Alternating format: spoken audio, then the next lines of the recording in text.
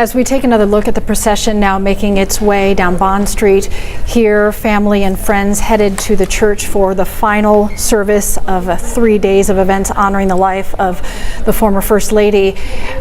Their commitment to the community remains even in the planning of their passing. That is why they want to be buried on the grounds of their home that they've already granted the National Park Service, so it will be a place one day that people will be able to come to, maybe knowing that it will be integral to the future of this town, that they remain a part of it whether they're here embodiment or not. And it certainly has been a community in which the Carters have been such an instrumental part of what's been its survival thus far. You get down there, you get all of the accolades for the former president. You see the big signs, you see all of that there as a big part, a big staple of this community. And so hopefully they'll be able to draw on that as we go into the future. We do want to get now out to Faith Jesse once again, who is live in Plains along that procession road. Hi, good morning, everyone. So you're taking live pictures right now.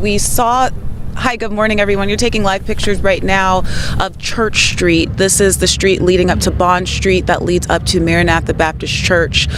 We saw some police escorts sitting outside of President Carter's home for quite some time, and we do believe that this is him now. You can see the police escorts, the motorcycles coming down. Once again, this is Church Street, passing in front of that iconic gas station that Jeff was talking about, Jimmy Carter's brother's gas station here.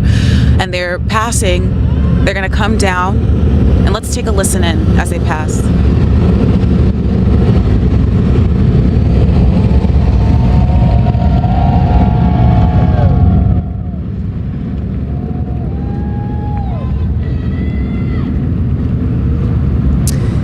And this is part of the motorcade. Once again, we do believe that this is President Carter's motorcade coming through. We have some Secret Service detail, some friends, close family. And looking into the buses, I do see some family members here. You can also see, we've just turned the camera now, some people who have gathered. You see some students in uniform. That is the Sumter County High School Future Farmers of America. You see some people who have come from Plains, from Americus, from out of state to be here as well. Some people from Atlanta as well that we've met out here. And the street that they're turning on here, this is Bond Street. This is going to take them right up to Maranatha Baptist Church. Once the ceremony is over, this route will reverse and we will see Mrs. Carter's hearse come down and go back to the family's home. So that is a look at what we're seeing right now.